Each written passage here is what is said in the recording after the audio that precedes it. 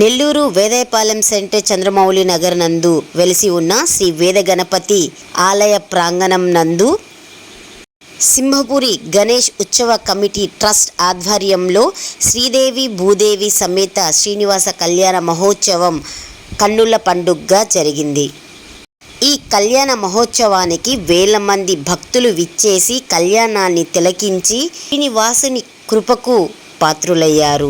వేదాయపాలెం చంద్రమౌళి నగర్ పుర వీధులు గోవింద నామ స్మరణలతో మారుమ్రోగింది. శ్రీదేవి భూదేవి సమేత శ్రీనివాస కళ్యాణ మహోత్సవానికి వేల మంది భక్తులు విచ్చేసి స్వామి అమ్మవార్ల కృపకు పాత్రులయ్యారు.